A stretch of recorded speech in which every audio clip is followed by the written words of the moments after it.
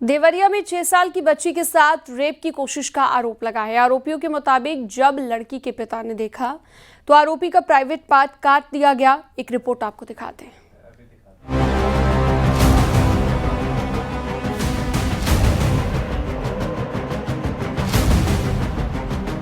मासूम के साथ गंदी बात, पिता ने काटा दोस्त का प्राइवेट पार्ट। देवरिया में एक दोस्त ने दूसरे दोस्त के भरोसे को तोड़ दिया। जिस दोस्त को साथ में रखा उसी पर मासूम के साथ अश्लील हरकत करने का आरोप लगा है। दो दोस्त एक ही घर में रहते थे, 6 साल की बेटी भी थी, लेकिन आरोप है कि दूसरे दोस्त ने बच्ची के साथ रेप करने की कोशिश की। बच्ची के पिता ने ये देख लिया और उसके बाद आग बबूला होकर वो चाकू उठा लाया और उसने आरोपी का प्राइवेट पार्ट ही काट दिया। पुलिस को इस घटना की जानकारी जैसे ही मिली वैसे ही आरोपी को अरेस्ट कर लिया गया। पुलिस को जैसे ही घटना की सूचना मिली, आनन फानन में अभियुक्त को गिरफ्तार कर मेडिकल कॉलेज में भर्ती कराया, जहां पुलिस अभिरक्षा में उसे मेडिकल कॉलेज गोरखपुर के लिए रेफर कर दिया है। हालांकि पुलिस इस पूरे मामले में विवेचना कर रही है और जांच पड़ताल में जुट गई है। थाना कुकुंदू क्षेत्र अंतर्गत शिकायतकर्ता द्वारा थाने पर सूचना दी गई थी उनकी नाबालिग पुत्री के साथ रेप की घटना हुई है। इस सूचना पर थाना कुकुंदू पुलिस द्वारा तत्काल संज्ञान लेते हुए आरोपी को हिरासत में लिया गया है तथा पीड़िता के पिता की तहरीर पर समुचित धाराओं में अभियोग पंजीकृत करते हुए पीड़िता को मेडिकल के लिए रवाना किया गया है। उल्लेखनीय है कि पीड़िता के पिता और आरोपी दोनों ही एक ही साथ काम करते हैं और एक ही साथ रहते हैं। आवश्यक विधिक कार्रवाई प्रचलित है। बताया गया है कि दोनों मजदूरी का काम करते थे। कुकुंदू थाना क्षेत्र में किराए के कमरे में रहते थे। बीती रात तीनों खाना खाने के बाद सो गए, लेकिन बच्ची के पिता ने देखा कि उसका दोस्त अश्लील हरकत कर रहा है। वहीं आरोपी अपना बचाव करता दिखा। क्या हुआ, घटना बताइए पूरी। घटना उसकी एक बच्ची है, बोल रहा है कि रेप हुई बच्ची के साथ। वो बोला ठीक है मेडिकल कराओ, रेप किया हो तो फिर सजा देना है तो दे दो, अगर नहीं निकला फिर हमारा गलती इसमें तो तुम हमारे साथ मत रहना, हम तुम्हारे साथ रहना। घटना के बाद बच्ची काफी सहमी हुई है। पुलिस जांच में जुटी है। देवरिया से उमाशंकर भट्ट के साथ bureau report, news 18, UP Uttarakhand.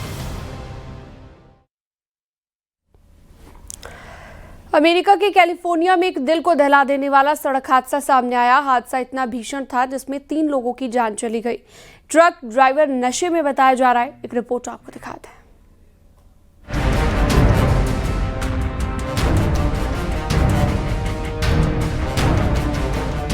California में सड़क पर बेकाबू रफ्तार का कहर देखने को मिला।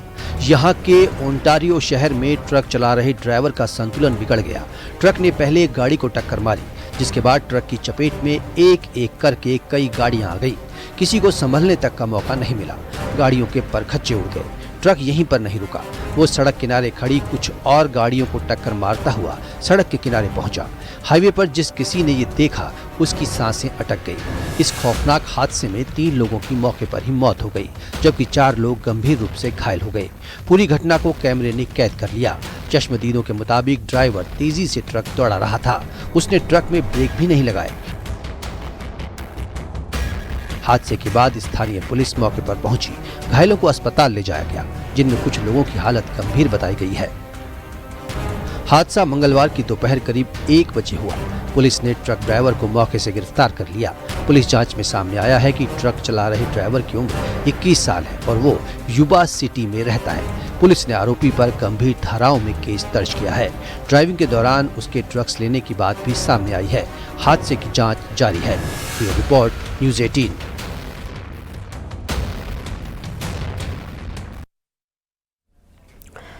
ये पत्थरबाज आपके भी होश उड़ा देंगे। ना तो कोई झगड़ा फसाद हुआ है, ना ही जंग छिड़ी है, बल्कि परंपरा के नाम पर हो रही है पत्थरबाजी। एक रिपोर्ट आपको दिखाते हैं।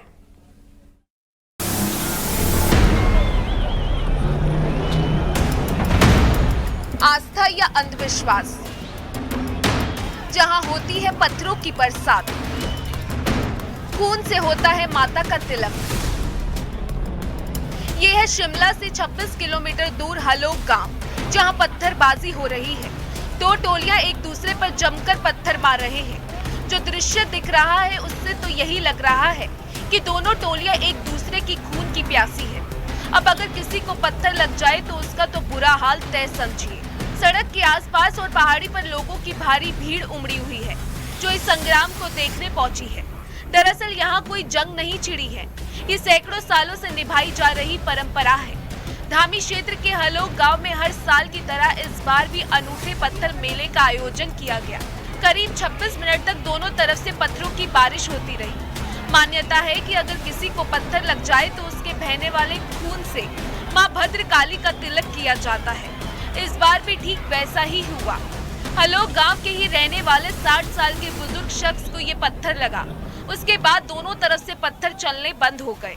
बुजुर्ग के रक्त से माता का तिलक किया गया।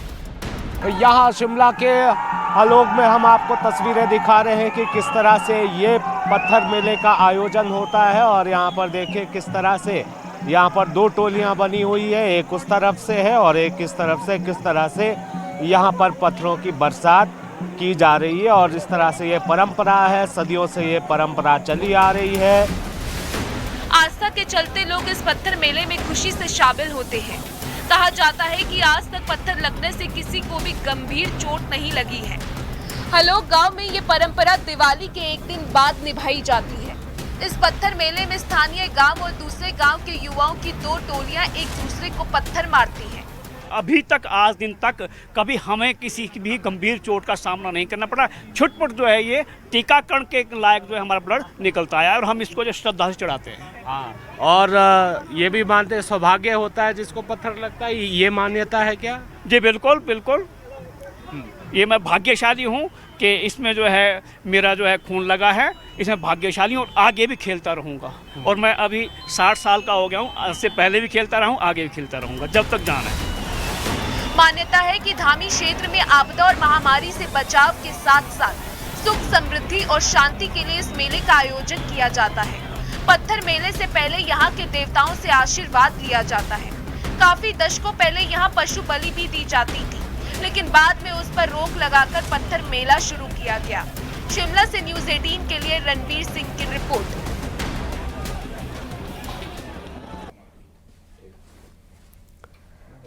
देहरादून में अंडरग्राउंड बिजली केबलिंग का काम तो शुरू हो गया, लेकिन काम के नाम पर आम जनता ही परेशान है। अब योग नगरी ऋषिकेश में भी यही काम शुरू होने जा रहा है और लोग पहले से ही सवाल पूछने लगे हैं, आखिर क्या है मामला। रिपोर्ट में आपको दिखाते हैं।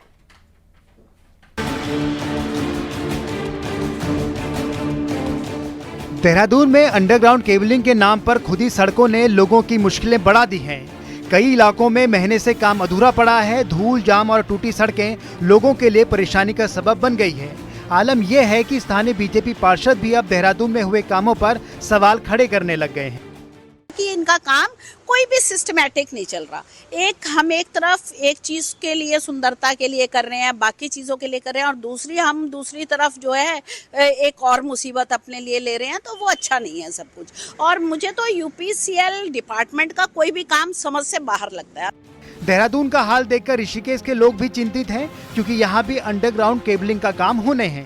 यहाँ से हमेशा एक धार्मिक जगह है ऋषिकेश, तो यात्राएं निकलती है, रथ यात्राएं निकलती है, तो उसमें भी बहुत रिस्की हो जाता है उन यात्राओं को निकालना, जिसके लिए बिजली का कट ऑफ किया जाता है। तो उससे भी हमें निजात मिलेगी और ये काफी अच्छी पहल है सरकार के द्वारा करी जा रही है।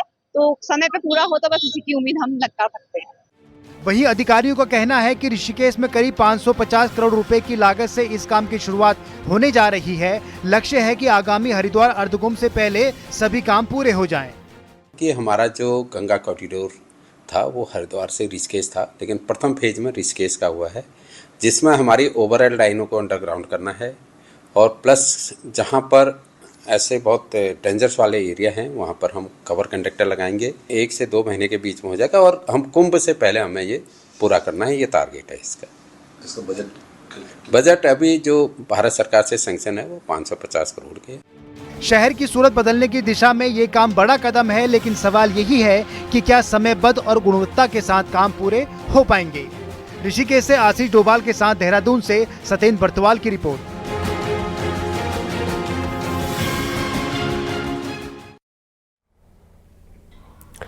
बिहार चुनाव और उज्जैन कनेक्शन की बात करते हैं। अब बिहार चुनाव की बिसात पर जीत की चाल चलने के लिए एक तरफ से सियासी साम दाम दंड भेद का सहारा लिया जा रहा है, तो दूसरी तरफ बाबा महाकाल की नगरी उज्जैन में तांत्रिक क्रियाएं भी कराई जा रही हैं। बिहार से कई प्रत्याशी जीत की आस लिए उज्जैन के प्रसिद्ध विक्रांत भैरव शमशान पहुंच गए हैं और तांत्रिकों से विशेष अनुष्ठान करा रहे हैं।